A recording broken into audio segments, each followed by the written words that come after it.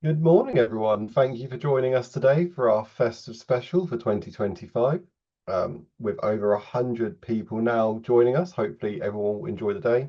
I do apologise if you can hear the bells on my beard. I did not realise that these were ringing until I put them on this morning. So that's an interesting thing for everyone involved. So I'm Niall Gallagher. I am the Technical and Compliance Manager at the British Pest Control Association. So I can see that everyone's got the chat working really nicely. So please come on, introduce yourself, come and have a talk. Let us know where you're from as well. We've got a mixture of people here. We've got people from Essex, Northumberland, Nottingham, Cotswolds, got some in Perthshire. So yeah, please come along, come talk to everyone, introduce yourselves. We've got Bristol. Oh, Bristol, that's quite close to me. That's very nice. Right, so that'd be great. So, shout out to our sponsor. Thank you, Propelsis, for sponsoring the festive event this year.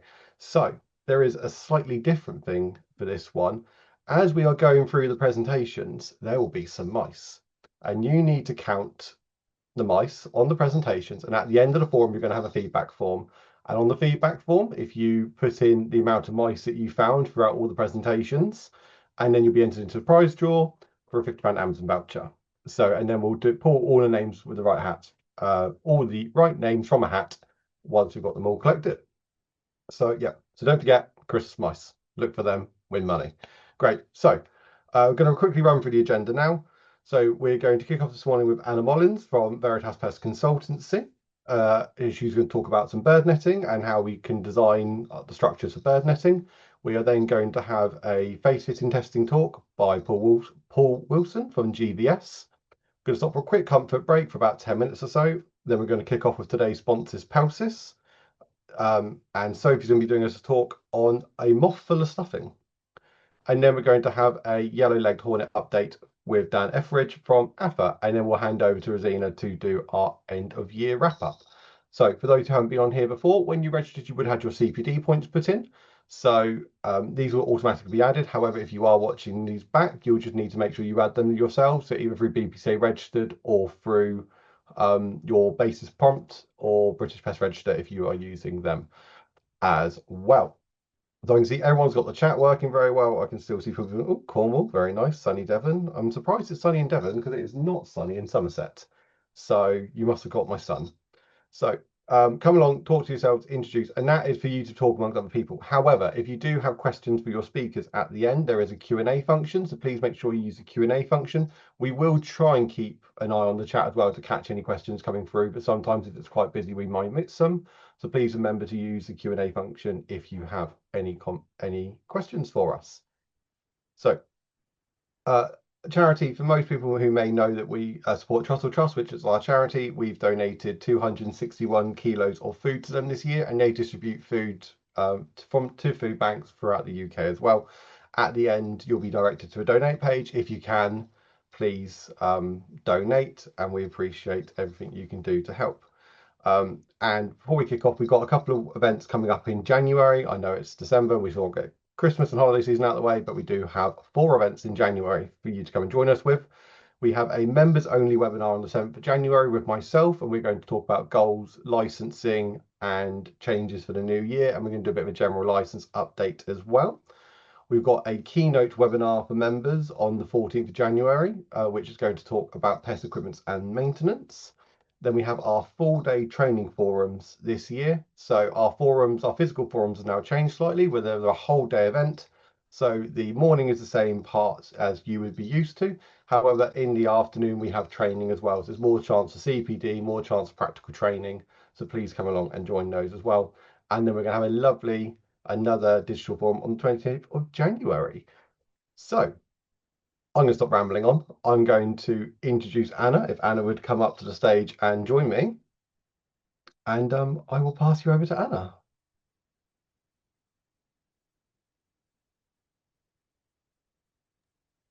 Hello. Oh no, he's not working. Hold on. Ah, I had a beautiful little elf. My elf on the shelf was joining me today. There we go. Sort of keep him in. I have to be like this. Hello. So, hi, I'm Anna Mollins of Veritas Pest Consultancy. And I'm here to talk to you about designing bird netting structures. So I will share over my presentation. Bear with me all. Load this one up. Mm. We're sharing. We're sharing.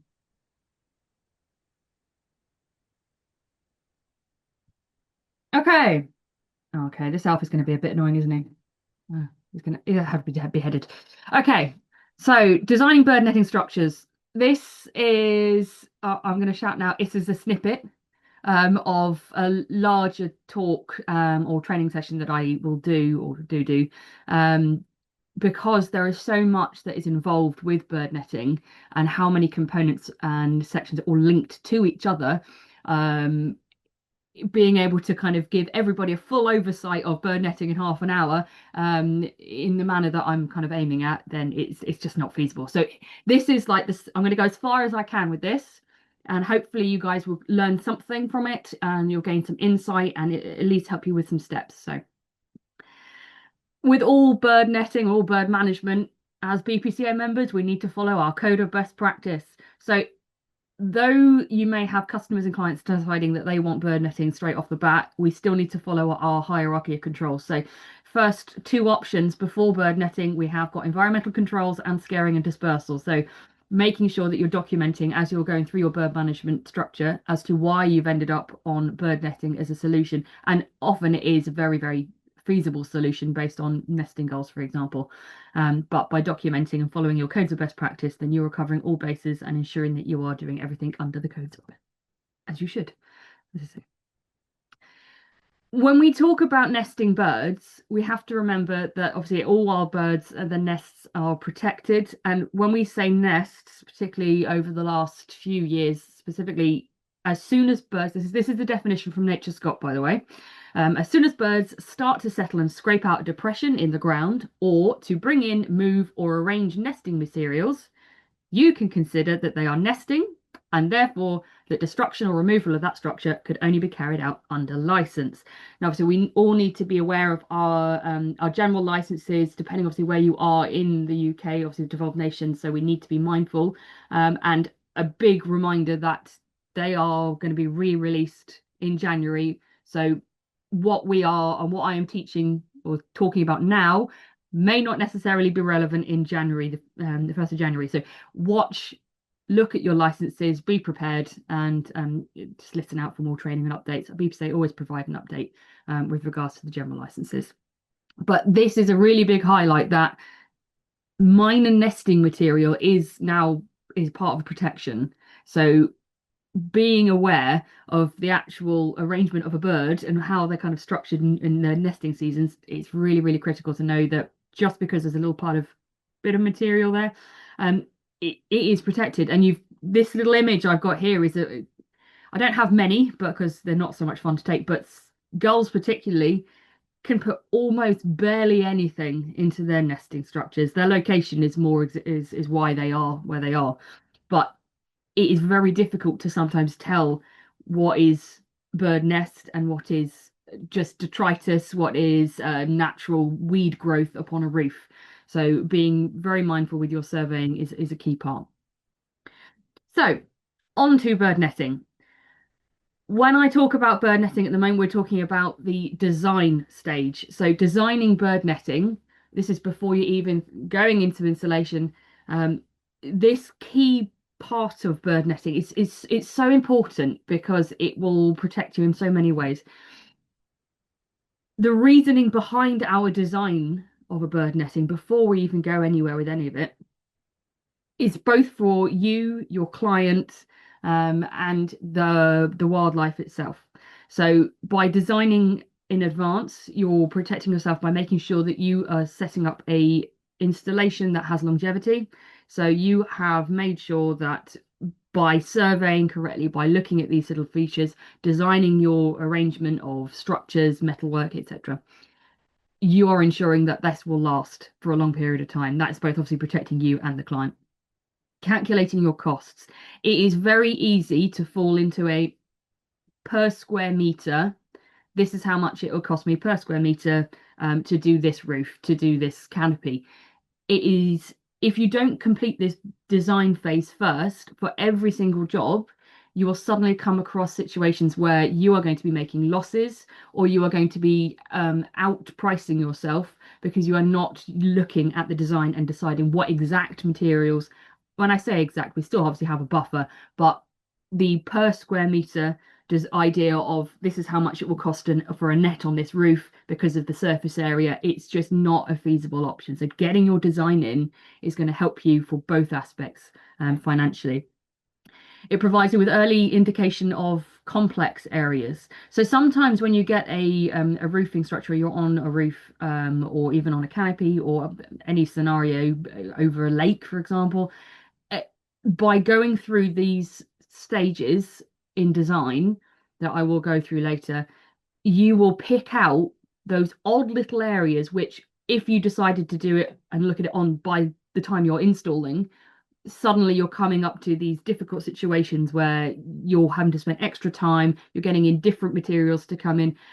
And netting is very much, each section of your net is linked to another. So if you come across a complex area that you didn't notice or didn't design out at the beginning, it will have a knock on. So therefore, what you've done here is now going to change everything else, which then might have a structural difference. It might cost difference. It might have an impact on the load on the roof, the pull on the net, all sorts of different things. So by doing your design phase, you are capturing these and designing out those issues later. So you don't have to have the phone calls on the middle of the roof where you've got your techs up going, I'm sorry, what? You never said anything about this. Where's this supposed to go? By creating a design, I'm going to have to move the elf. Sorry, this beheaded elf is he's driving me nuts. You can have him as a blur. So by creating a design for your net at the point that you are talking about this method of control, at the point of quotation, you're actually expanding your client's understanding of what they are getting and why you are putting this in place, what the benefits of this net are, how it actually is going to work, and how it's going to impact whether they need to access the roof, if they're going to be doing any future changes to the roof that they didn't think to mention. By providing this pictorial idea, and I say pictorial because it's all very well and good kind of writing down numbers, but physically designing by picture, whether that's sketching or going onto a AutoCAD based system. I mean, there's a vast array of ways of doing it, but by giving that client a further understanding and showing them a visual and showing them exactly what you're going to have on this roof makes a huge difference, and kind of also pulls out those little things that might have an impact later, that, oh, I didn't know you were going to do that, and I didn't understand this, and oh, actually my maintenance guys will now know not to touch this area or not cut that. It makes a huge difference just by doing this early on. It also, again, helps with the understanding that obviously gulls have breeding seasons, so timing and when you need to get a job started and how long it will take, and making sure that your client actually signs and ticks that box and sends that purchase order to you in time for you to get the work done in the appropriate time when you can. Easy installation. Those of you who are experienced in bird netting, sometimes you can get a net, you can quickly sketch out, go onto site, bish bash bosh, you're done. But obviously we are trying to bring more people into the pest control industry. So we want to encourage those who aren't necessarily as experienced, and all of those of you who are looking to take on bird netting as an installation, or your team is looking to grow. By creating this design structure first, you are actually kind of effectively laying out a roadmap. Those instructions that you get in a flat pack piece of furniture, by doing this, you have gone through those mental processes as an experienced person, knowing, okay, this is this, so that when someone's on site, they can follow your guide, and also won't have to kind of figure out those solutions which may come up during that install. It also is a really key point of risk assessing. So it's all very well and good setting out, I'm going to do netting on here, but the way that you design your net has an impact on the way you're going to install it, how you're going to install it. And that is going to help ensure that you're keeping your team safe. You are designing in or designing out controls. So designing out hazards and risks, sorry, instead of having to use controls in the first place. So we go on to our e-stop process of risk assessing. So elimination at this design stage means that later on down the line, you are protecting staff, you're protecting yourself, you're also protecting the environment as well. So by doing this design, you are ensuring you're not going to have entrapment during your installation. You're going to look at the risk of third parties being on the roof during your install. It's a huge step at the very beginning that will actually both remove a lot of work for you later on down the line and paperwork wise, but also protection. This will aid you in your timescale calculations. So again, per meter square of net, probably going to take me this much time. Well, actually, sometimes you're going to have situations where by looking at the design, this is going to be complicated here, this will be complicated there. Okay, it's going to take a little longer. I am now going to have that rough idea to my client, say, right, it's going to probably be about this, and I have thought about this process from start to finish. So you're not again stuck with clients chasing you for deadlines, not being able to get it done in time before the nesting season begins, etc. And then we've also got the fact that we've got building factors. So a very common one is if you're doing an elevated roof net, we're using non-piercing roof mounts, which have ballast, the weight and the amount of weight. So you can, by doing your design, calculate how many units of something you're going to have on and the rough idea of this is how much load is going to be on the roof.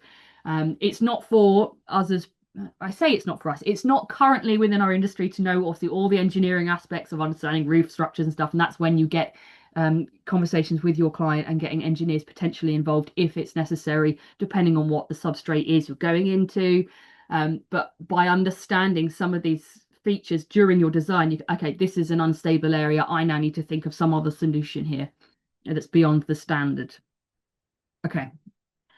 When do you do all of this? Preferably, and it benefits you if you are doing it at the first point of conversation with your customer. So you have potentially gone to survey or someone's come to you requesting, right, okay, if I'm going to be doing this or I'm potentially doing this, it should be right at this start of conversation, so that you can get as much information to be able to design a net, but also you can then create as much information to provide a secure quotation that puts you less at risk. And as we say, designing out all these issues at the offset. If you're going to submit a quote based on a square meterage, and then you've done this after, you suddenly will come across a situation where, okay, I didn't actually think about this, and now this is going to change, and now I'm going to have to update that. And it kind of it puts less faith between you and your customer if you haven't kind of done that stage early on. And I know it is a hard thing to do. It takes time. But skipping that bit too early on and kind of go, yeah, I'll probably be all right. I'll make sure I'll put an extra flag of numbers on it just to buffer me. It it do the time first. It's going to save you a lot of stress, potential risk, and it also potential financial costs in relation to errors that occur to you and protecting your business. As I say, it's protecting your business, staff, and client, and the environment as well. So, when we're looking at designing a net structure, where the heckums do we start? Questions. So, again, I might be teaching you guys all to suck eggs, but you never know what you don't know. So I'm going to start from this basis. So there are a huge line of questions that I would recommend you ask whenever you're going to intentionally look at designing a bird structure, because you can make guesses, you can infer ideas, you can say, well, this worked on this site and that might work. But actually, if you don't have a lot of the information first, you may be wasting your time and also not creating something that's going to be working effectively. So we start with the environment. What is the bird species? That's a huge impact because your bird net has to have the right square diameter, square shape, square millage to ensure that you're protecting against those birds. But we got multiple species involved. So if we say someone's got nesting gulls, but they often have pigeons as well, well, then we need to start looking at smaller pigeon-sized net instead of the gull net. Their behavior, what are they doing? Are they nesting? If they're nesting, then netting is obviously, you've got to be mindful of the season. You've got to be mindful of the fact that they will be coming back. Their juveniles will be coming back every year, and populations obviously are exponential as well. Where are they on the roof? It may be that a whole part of the roof is resection. Where they might end up, so displacement is also a huge thing. So if, particularly with nesting gulls, they are comfortable, safe, they know they've got a really nice place to raise their young. You're going to put a net on this portion of roof that your customer's like, that it's terrible, it's absolutely causing problems, they're going to go somewhere else. Is that not going to cause issues for you and for your customer later? non-target species. Weather patterns. So if you're in an area which is directly on the coast, the wind speed that you're going to have, if you get heavy levels of snowfall, if your roof or canopy or whatever it is near a collection of forests that are deciduous and overhang, there's a huge amount of factors that are key by knowing these in advance, helping you design them out at the start.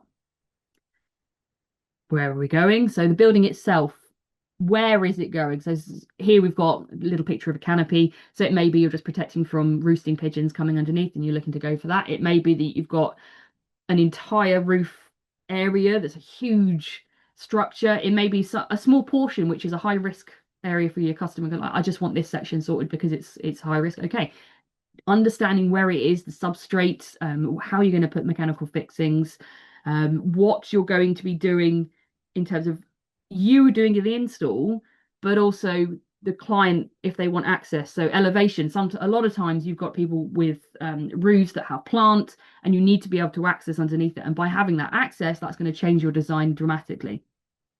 What else is on the building, other services you say, and your dimensions. So your height levels.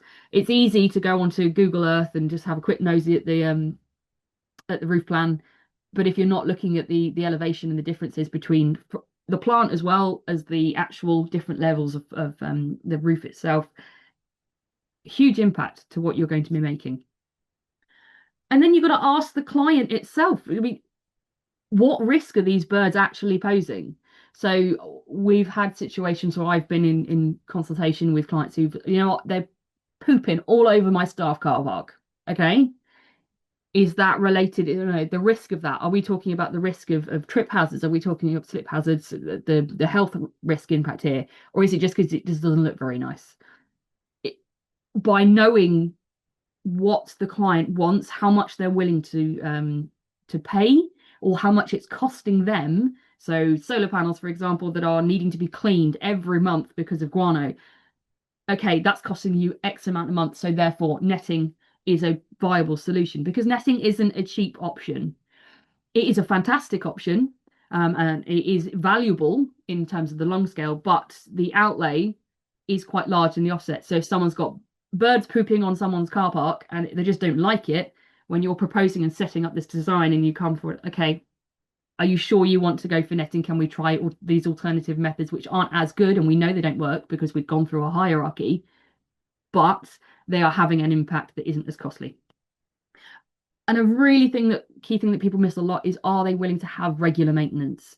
Netting, though, once you've installed it and you've done it correctly, is a fantastic thing. It should last for a very, very long time. I'm talking years, decades. You still should be setting it in a regular plan, a routine maintenance check.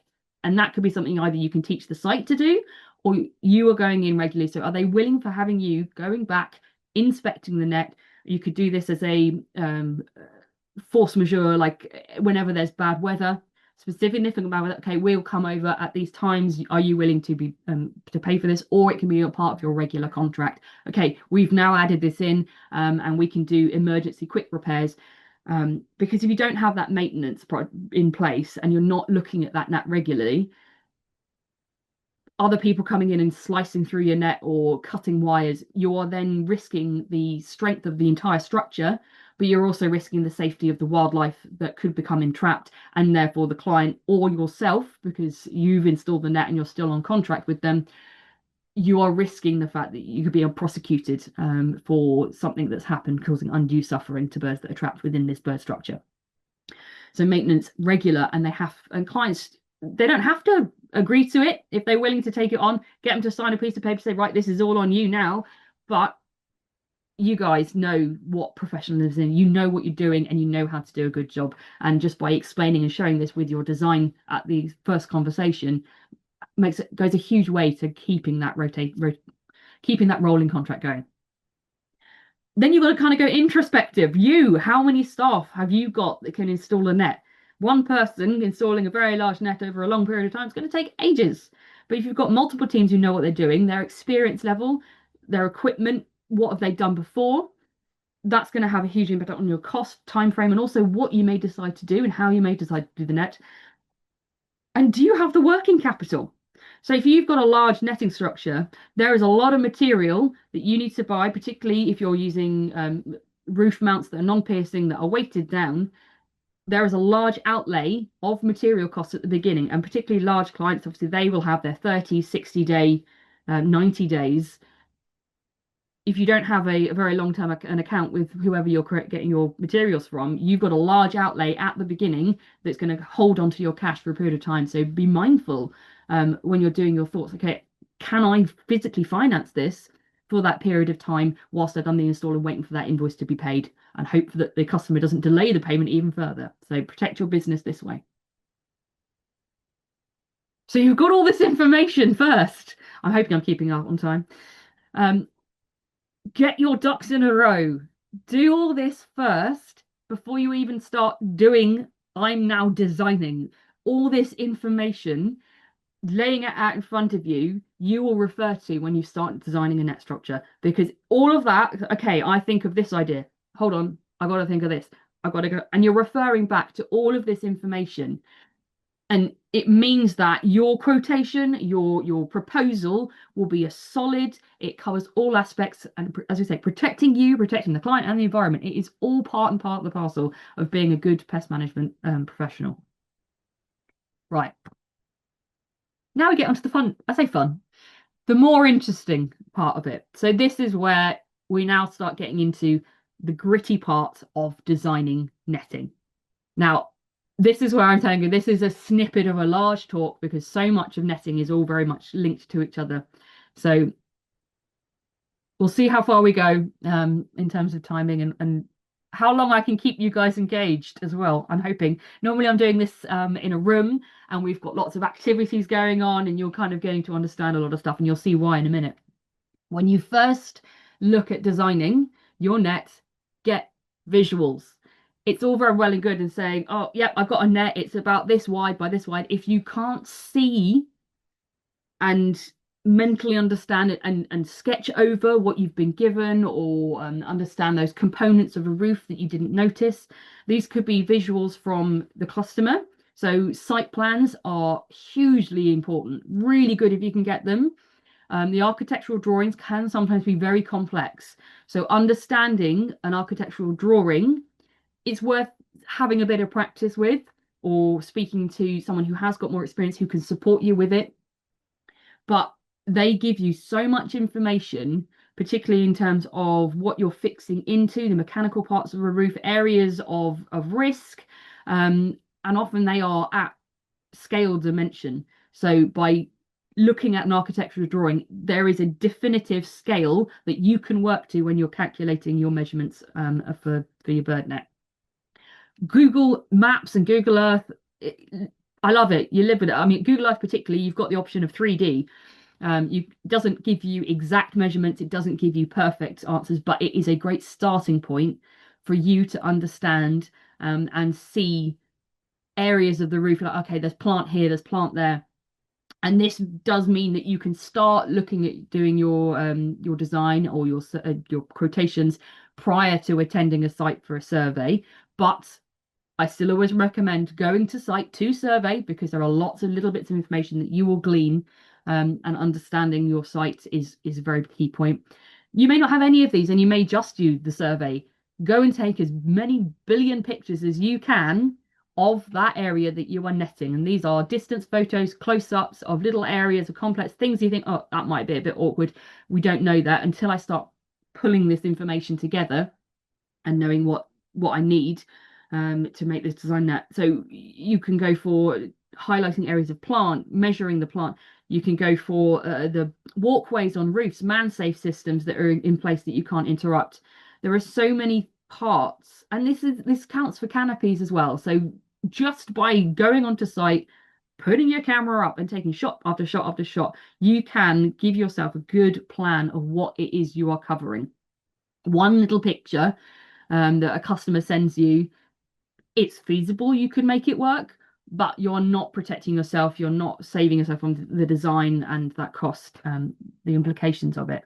And drone surveys as well are a fantastic use of imagery. By being able to take a video covering a certain large area, it means that you can, during your design, question, okay, why was there? What was that? I can just turn and have a quick nosy at that. So areas that aren't as easy to access at this point in the stage of design.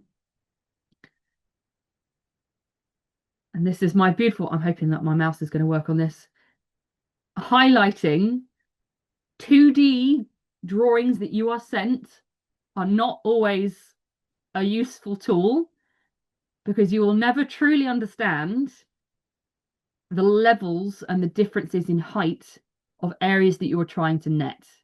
So by going to survey, by seeing things from multiple angles and understanding the height differences of certain areas, it's going to have a huge impact on the design of your net and how it will work and the forces involved in relation to, say, canopy net, not canopy netting, sorry, elevated roof netting. So a thorough understanding of the site is a really, really, really key part in the whole of this netting process. And I'm going to keep repeating it, but protecting you and protecting your business and costs and so on and so forth. It all repeats. Oh, elf's gone. Oh God, he's now doing like a, I don't know what he's doing on that. I'll leave that there. Right, how are we going? Key components. No, please shout at me if I start going to overrun. So we've got these beautiful visuals. We've done our survey. We've got our fantastic idea. Okay, I know what I need to net. I know what my client wants. I know roughly not how much they're going to spend, but that they're willing, that this is a high risk scenario. They need to get this net done properly. And I know that they need to access here and ignore that bit there. We start all design netting structure with its key components. I called it round one. And you start with your corner fixings. So these are the corner points. I'm going to always do this by squares to start with, or cubes, because initially when you start your design process, you plan as if you have a wonderful roof that is nice and flat, and it is exactly 100 meters by 100 meters square with nothing on it, and you start here and then we deviate out. So we start by planning out our corner fixings, where our wire rope is going to connect between those corner fixings, and the elevation. So how high you need to go on this, and I'm referring this to these elevated flat roof or peaked roof or on top of a roof is what we're talking about at the moment. Canopy netting is a separate part, and it really takes into components of others. It's not quite as difficult in terms of planning. There are some complexities, but there are certain aspects of a roof net that really I just want to get to you guys today to kind of make your thought process or your brain start thinking, okay, right, I need to think this, that, and the other. Okay, so elevation is a key point. And whenever we are looking at bird netting, we always start with a 10 by 10 by 1 meter. Just because that is the standard. It's easy metric if you're metric, sorry if you're imperial, but it's the easiest way of starting the process. It also is the standard when it comes to distances between corner fixings on a 50 mil net, distances in terms of height. It is your standard starting point, because if you could do a 100 meter by 100 meter square net and make it out of 10 by 10 by 1 squares all the way around, that would be your best solution. So we start by this, and then we deviate as we look at that plan on the roofing. I'm going to do a little bit of talk here about elevation. So when you are elevating your net has to be at minimum on any bird structure that is on an elevated net, at minimum 500 mil to half a meter off of the surface. This is because you have birds on the sitting on top. You need to have tension. The net needs to move, and it needs to be able to move a little bit, sink down without touching the floor surface or touching any other areas of that are around that are higher. That is the basic minimum for bird netting. Whenever you've got a surface, now we all know the umbrella. You take it out, the wind's out, it goes inverted. Net still has this, and it, even though we have tiny little squares, and those squares will be most often with net, it is a 0.9 millimeter thread. as a diameter. It's twisted and twisted within it. But that surface area over a 10 by 10, I'm not going to go over all these sums because I'm not here to tire you out. I did all the sums, and you can do all the sums yourself, and they are based on certain factors. So you've got to understand what the temperature is, the air pressure, how far you are from sea level, the wind, whether it's coming out from 90-degree angles to up.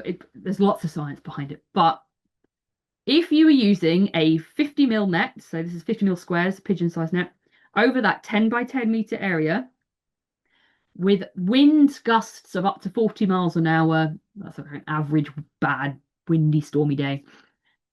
On a standard net, the amount of force that wind is creating on that net is 705 newtons. That is the equivalent of 11 kegs of beer full and moving that. And that's just from that little 10 by 10 meter square on a windy day.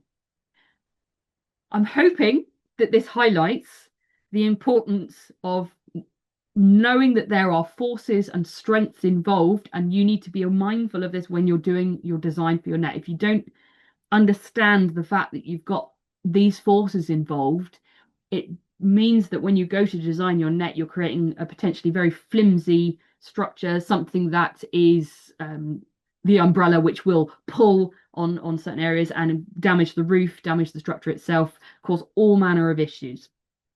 So we need to design our net to compensate for this force that is created by our net as a surface area. I'm going to go physics now on you guys. Hopefully you guys are with me. Normally I'm doing this with activities. It's with screens, but maybe you'll follow, maybe you're not. Hopefully you will. I'm trying to make it good. So let's assume that this is the elevation of the net, okay? So these are stanchions, posts, roof mounts, whatever you want to call them, but I'm going to they are the pieces of metal that you're sticking up to make your net above the roof surface. That force that I just gave to you, if it was just a pole like this, where that red arrow is pointing, that is the fulcrum, that is the tipping point. So that force is going to push it over. The longer the net, the longer that elevation, sorry, from that fulcrum, the less force that is needed to push it over.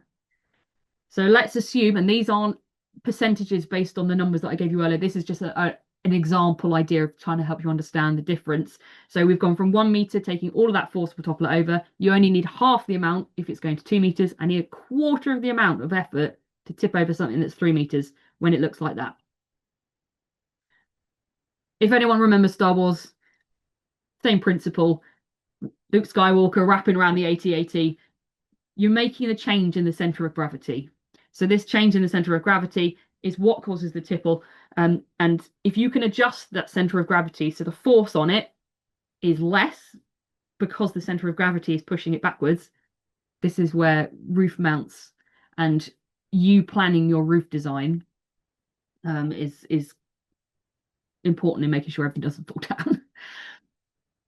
So you can increase this and benefit, you can change this by having a foot plate. So this is a standard design on nesting roof mounts. And the reason for this, because you're extending the size, the footprint. So you are changing, and you can see the little red arrow, you have changed where that fulcrum is. So because you're changing the fulcrum, it is changing the amount of force required to change that center of balance to push it over. And in this case, you can see it now goes 100, it takes 150% effort to now tip this over. But if you look at 3 meters, we still only need half the amount of that original force still, so we can still tip this one over nice and easy. So we look at adding weight. Okay, let's improve the gravitational pull by putting weight on top of these. Great, so on the 1 meter, we've now added the footprint, we've now added the weight, we've now got a 200, you need twice as much effort to topple that over than you did when it was a stick on its own. Go all the way over to the 3 meters. Okay, we're now at that point where we need that amount of the normal amount of force to shove it over. Okay, it only takes that little bit to shove it over, but it's better. You could go better by adding more weight. And you could keep doing this until you were confident that your netting mount would not fall over and not pull everything down. But there's only so much you can put on a roof, depending on what roof substrate you're going onto, how old it is, and what else is on there. You don't want to start just slapping as much weight across this roof as you can, because though it would work to stop your net from causing a problem, you don't want to have a hole in the roof or damage to the building. So this is where we do our arrangement of roof mounts and how they are structured between each other.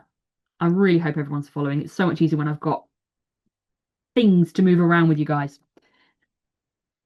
You can increase by putting friction on the base. So I've just, if anyone noticed, you saw there's a rubber mat under here. So you're increasing friction.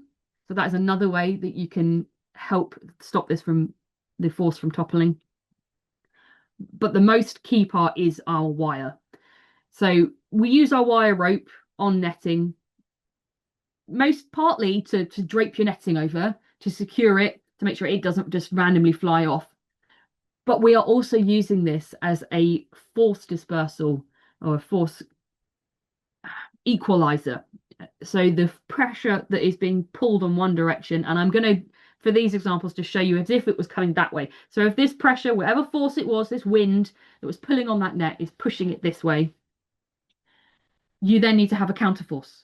So if you had a counterforce, and this is just this wire rope right now, had this counterforce, and in this instance, I'm showing you that the arrow pushing back is less than the arrow pushing over, but it is better. So it needs even more force to get this to topple over.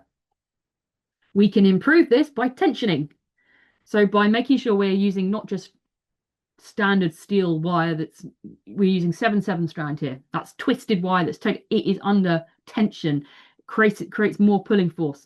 Using strainers, so barrel strainers, turnbuckles, that will tension your wire even further. So you are now creating even more counter force against that push to stop everything from falling over.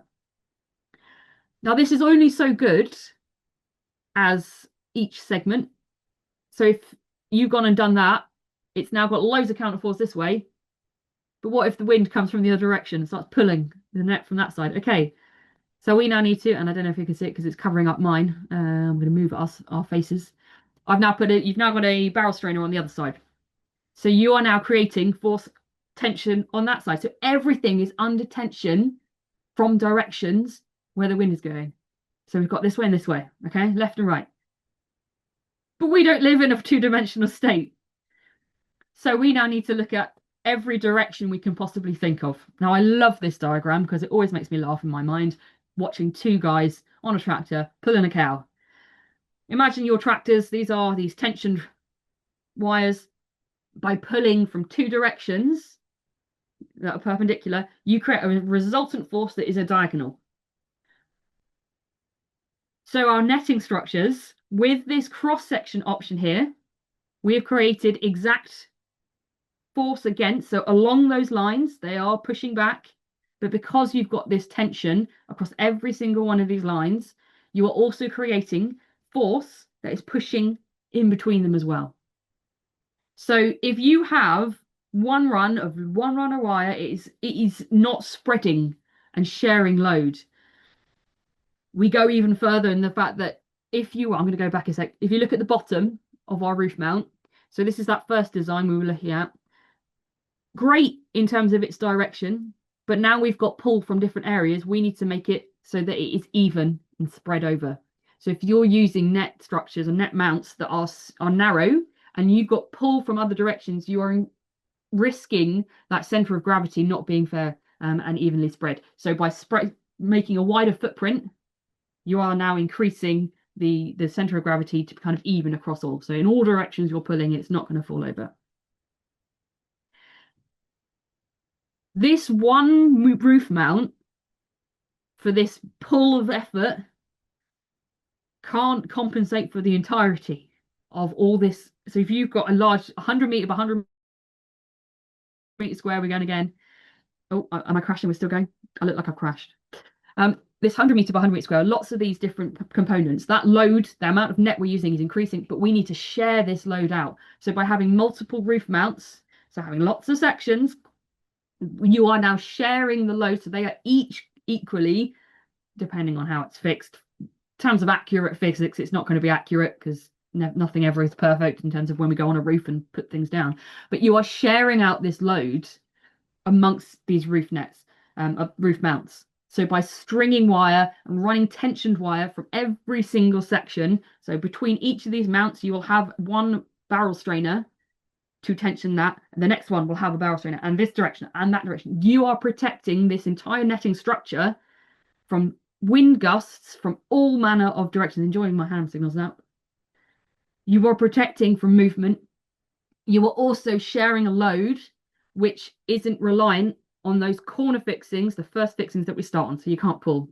So by having this shared load across it all, you are protecting your building that you're fixing into and ensuring reliance of this roof net. So it won't topple, it won't cause a mount to fall down, it won't lift it up, because we've also got the force of upward lift as well as down. Down's in our favour, but it's really, really mindful.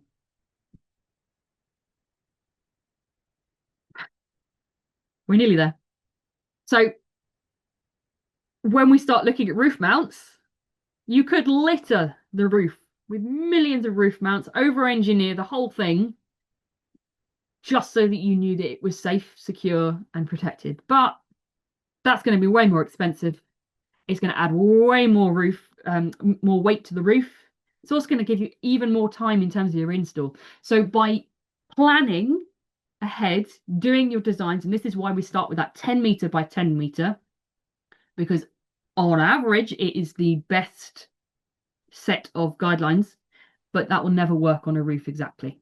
Anna, 2 minutes. I'm at the end. This is my last slide, I promise. So this is one of these components that form your design and the thought processes that lead to your design of a bird net structure.